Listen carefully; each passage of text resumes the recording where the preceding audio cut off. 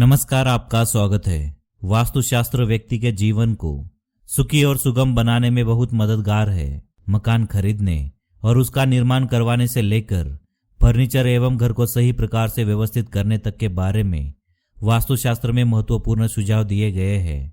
हमारे जीवन में सुख समृद्धि और खुशहाली लाने में वास्तुशास्त्र अहम भूमिका निभाता है। वास्तु में दिशाओं का विशेष महत्व होता है।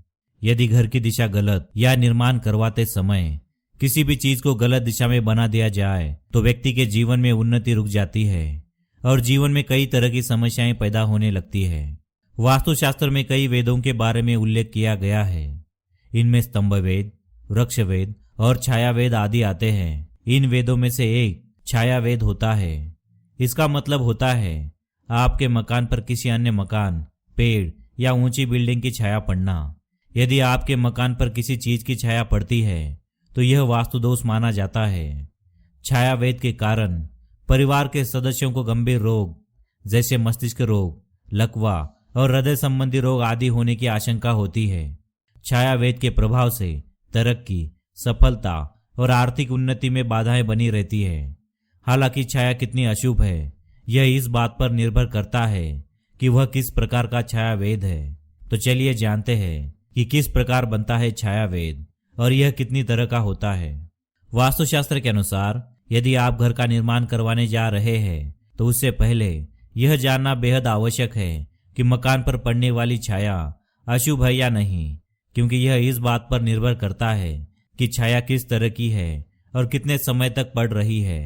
यदि आपके घर पर किसी भी चीज की छाया लगभग 6 घंटों तक पड़ती है तो इसे छाया वेद माना जाता है। वास्तुशास्त्र में मुख्यतः 5 प्रकार के छाया वेद के बारे में बताया गया है: मंदिर, वृक्ष, भवन, पर्वत और ध्वज। तो चलिए जानते हैं मंदिर छाया वेद। घर के पास मंदिर का होना सभी को अच्छा लगता है क्योंकि इससे वातावरण सकारात्मक बना रहता है। लेकिन मंदिर की छाया आपके मकान पर पड़ना भी नुकसानदायक हो सकता है। यदि सुबह के 10 बजे से लेकर दोपहर के 3 बजे किसी भी मंदिर की छाया मकान पर पड़ती है तो यह छाया वेद माना जाता है।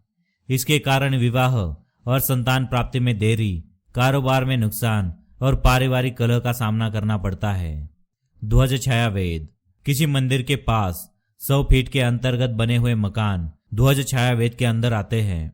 यदि मंदिर की ऊंचाई कम है और उसके ध्वज की छाया मकान के ऊपर नहीं पड़ती है तो यह छाया वेद मान्य नहीं होता है। इसका कोई प्रभाव नहीं रहता है। यदि ध्वज की ऊंचाई से 2 गुनी जगह छोड़कर मकान का निर्माण करवाते हैं तो वास्तु दोष नहीं लगता है। पर्वत छाया वेद। यदि किसी के घर की पूर्व दिशा की ओर किसी पर्वत, ऊंचे टीले आदि की छाया पड़ती है तो यह छाया वेद के अंदर आता है।